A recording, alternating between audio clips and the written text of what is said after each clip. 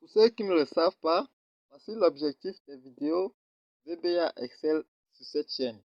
On devra pouvoir réaliser un projet de ce genre à la fin. D'ailleurs, mettez les idées en commentaire et je vais choisir ce qui est à mon niveau pour qu'on réalise ensemble après avoir fini toutes les vidéos. Un exemple de projet. C'est un projet de gestion de bilan de puissance, c'est un peu spécialisé. Ici, vous ancrez vos équipements, les caractéristiques réelles, vous les enregistrez. Une fois que vous avez enregistré les caractéristiques des équipements, vous pouvez ajouter l'équipement. Voilà la liste des équipements qui apparaît. Vous pouvez supprimer l'équipement une fois sélectionné.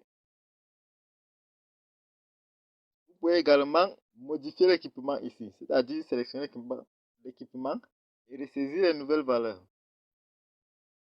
Lorsqu'on va voir le total global des installations, on vient sur cette feuille, il y a les installations regroupées, les caractéristiques regroupées.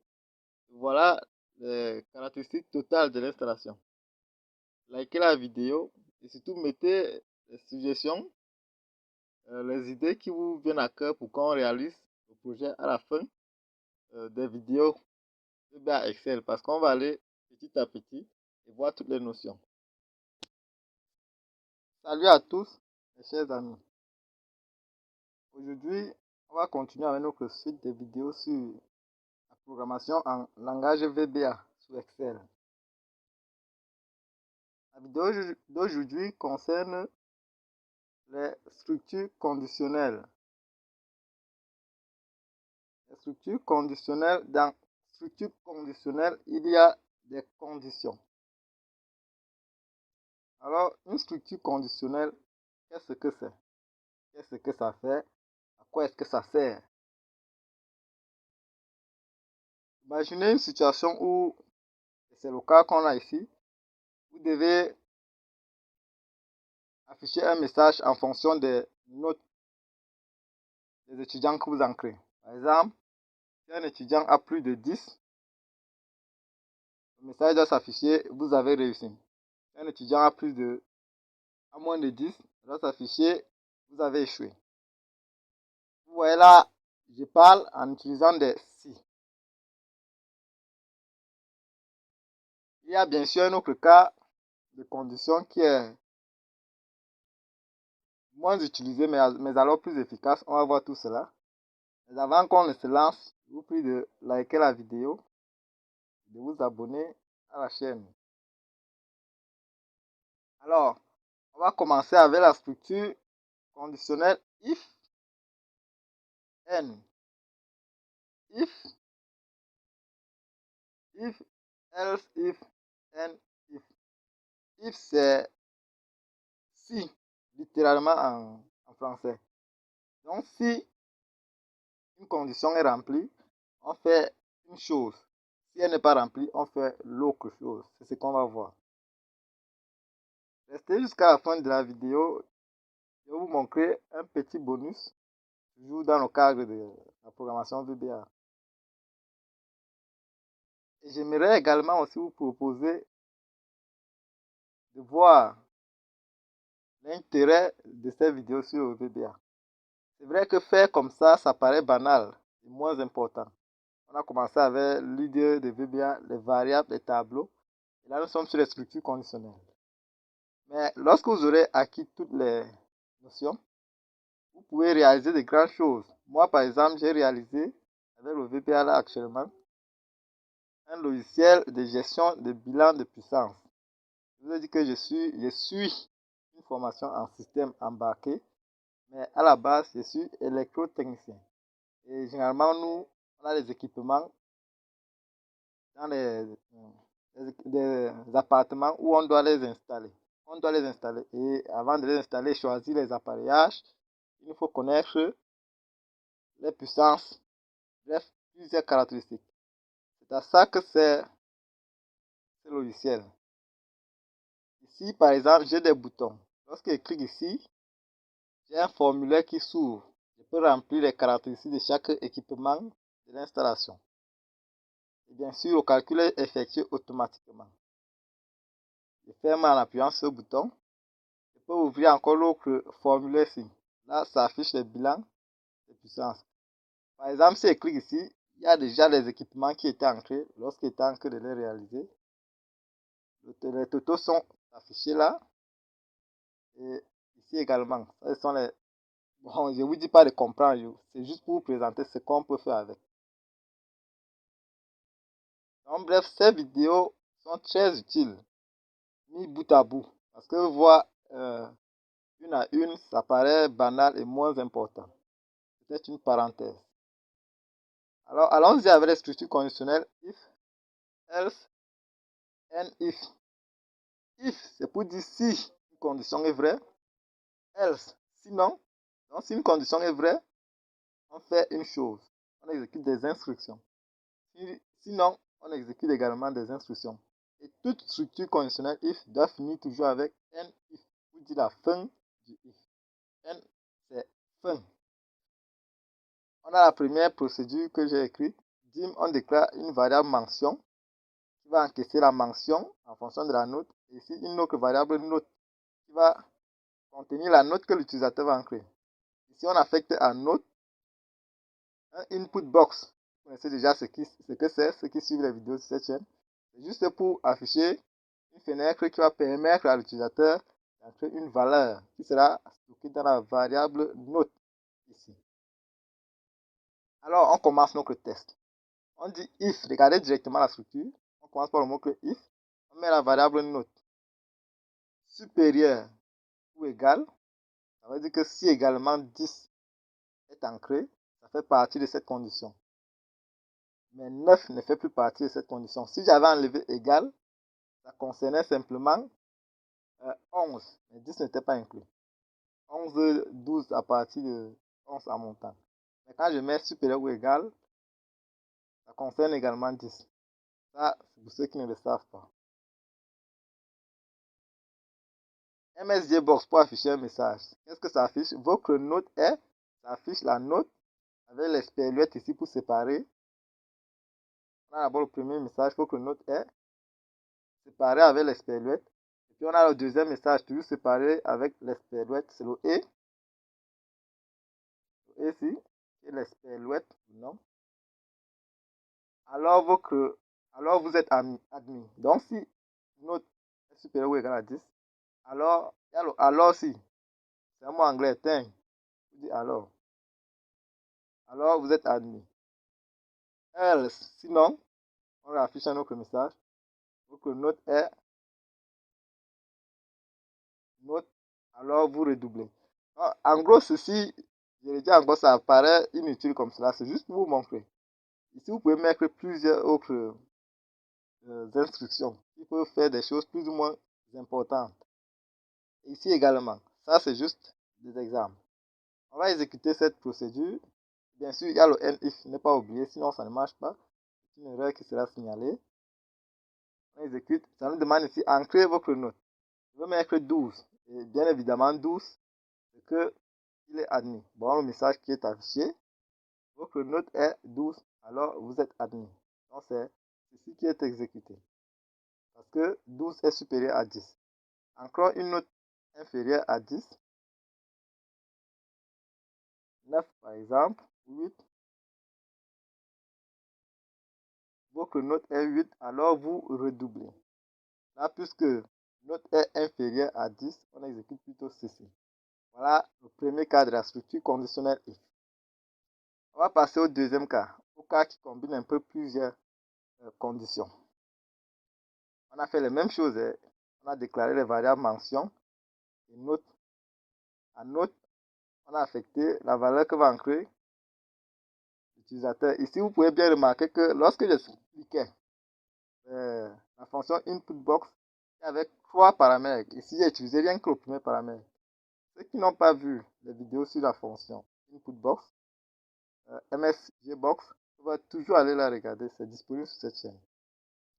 Ici, j'ai qu'un seul paramètre par défaut, c'est-à-dire le message affiché à l'utilisateur. Je commence avec la première condition. If note est supérieure à, vous pouvez voir Anne ici, c'est E en français. Note inférieure à 10, c'est-à-dire littéralement, si note est supérieure ou égale à 0 et note inférieure à 8, on affiche MSGBox, votre note est, on a note, alors vous avez beaucoup d'efforts. J'ai parlé de bonus à la fin de la vidéo. Restez. On peut remarquer que cette ligne est plus longue. Donc pour voir toute la ligne, il faut un peu scroller la barre horizontale. Note, on ne sépare pas les expériences, alors vous avez beaucoup d'efforts à faire. Lorsque la note est comprise entre 0 et 8, on affiche ce message. Je vais vous expliquer cette combinaison-ci. Le ANSI, c'est et, je l'ai dit. Dans la condition, si note supérieure égale à 0, supérieure ou égale à 0, et note inférieure à 8, cette instruction-ci est exécutée uniquement, mais alors uniquement si la condition-ci est vraie et cette condition-ci est vraie. Ça veut dire quoi? Ça veut dire que si note est supérieure à 0, c'est-à-dire ça peut être 20, 30, 40, 50, c'est supérieur à 0, donc la condition est remplie. Là, on est OK. Mais ici, si la note ancrée dépasse 8, ça veut dire que cette condition est fausse parce que note n'est pas inférieure à 8, ça serait supérieur à 8. Par exemple, une note de 12, cette condition est fausse. On ne va pas ancrer dans cette boucle parce qu'une des conditions est fausse. Avec AND, donc et, pour qu'on ancre dans la structure conditionnelle, pour que ces instructions soient exécutées, il faut que les deux conditions soient remplies. Je vais vous montrer un petit truc que j'ai fait ici. Voilà. On a AND ou et en français et OR ou dit ou en français. Ou on a, je vais dire, où l'instruction est exécutée si une des conditions est vraie. On va repartir un peu ici. Par exemple, si c'était ou qui était ici, si une note ancrée est supérieure ou égale à 0, on exécute. On n'est pas même plus vérifier le cas.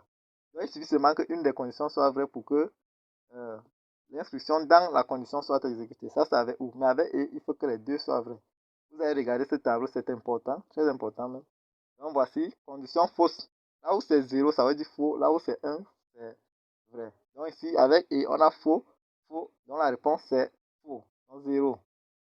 On n'ancre pas dans la boucle. 0, faux, vrai, c'est 0 parce que c'est et. Et la réponse est vraie si et seulement si les deux conditions sont vraies. On a ici 1, 0. La réponse est 0, c'est-à-dire vrai, faux. La réponse est faux. 1, 1, c'est là où la réponse est 1, donc vrai. Ça, ce sont, on ancre un peu déjà du côté informatique, les binaires. Et j'en passe. Avec ou, il est dit, dès qu'une condition est vraie, il suffit seulement qu'une des deux conditions soit vraie pour que la sortie soit vraie. Ici, quand les deux sont faux, 0, 0, on a 0 ici. 0, 1, on a 1. 1, 0, on a 1. Et puis 1, 1, on a 1. Ça, c'est le ou inclusif. Il y a les ou exclusifs et bien d'autres. Vous pouvez faire un tour sur Internet et voir ce que vous pouvez et découvrir tout ce qui est présenté. Là, si je commence à présenter tous ces cas, on ne va pas cette vidéo d'aussitôt. Alors, continuons avec notre boucle, notre condition. La première condition, c'est lorsque note est supérieure ou égale à 0 et note inférieure ou égale à 8. L'autre, c'est else if. On veut combiner les conditions. Else if. Sinon si.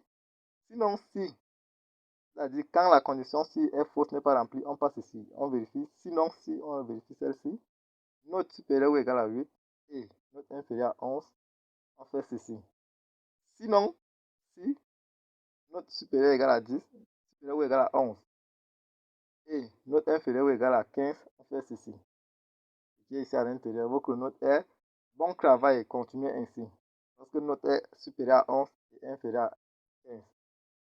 Else is encore, sinon si, c'est-à-dire lorsque tout ceci n'est pas réalisé, parce que pour que ces instructions soient exécutées, il faut que les conditions soient vraies. Et avec les structures conditionnelles else if, else if, dès qu'une condition est vraie, c'est-à-dire si ça était vrai et qu'on a exécuté ceci, on n'exécute plus les autres. Donc on exécute uniquement une ligne d'instruction ici, pas une ligne, mais une seule condition. Dès qu'une est vraie, on n'exécute pas les autres. C'est ça les else if. Et enfin, on a else if ici, note supérieure ou égale à 15 et note inférieure à 20. Donc le note est, on affiche la note est super. On va un peu tenter d'exécuter cela.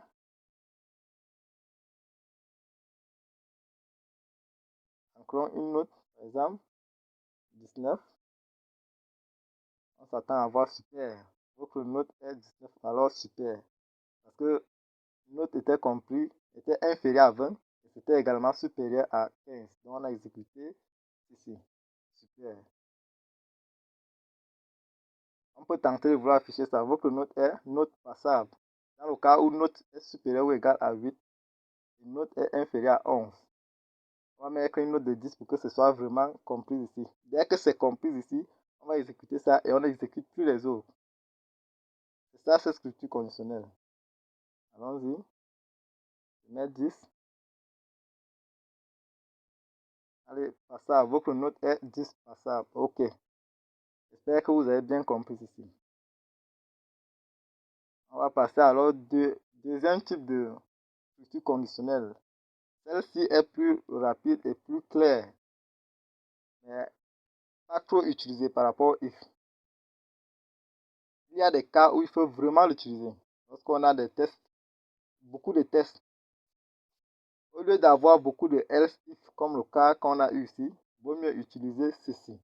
Si vous avez un cas où vous n'avez pas de else if, vous pouvez utiliser le if comme notre premier cas-ci.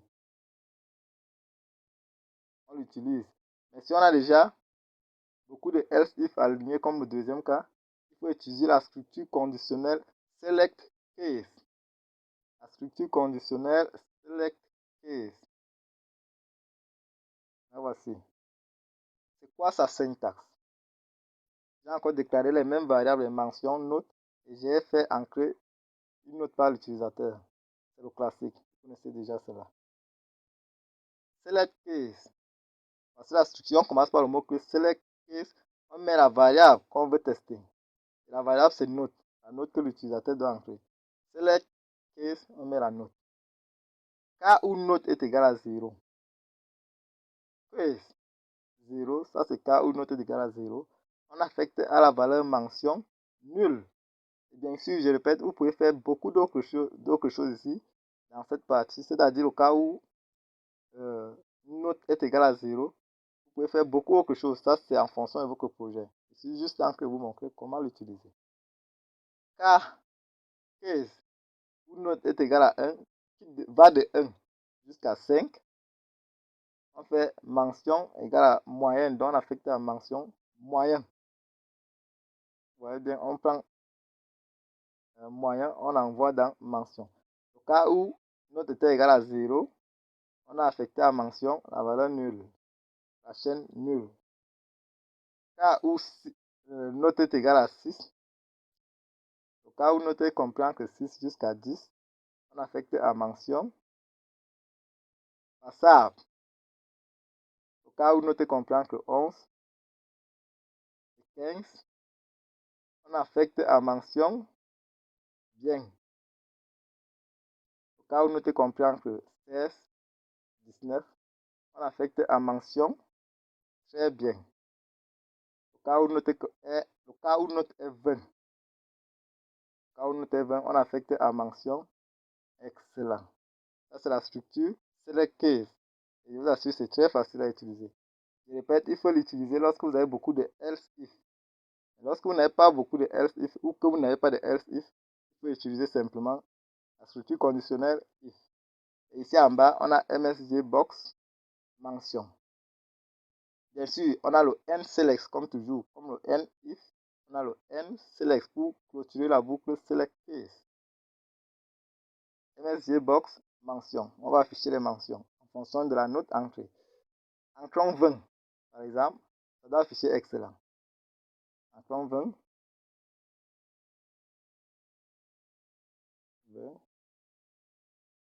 Excellent, très bien. Encore. Une note comprise entre 6 et 10. Une note comprise entre 6 et 10. Donc 7. Pour que ça affiche pas ça.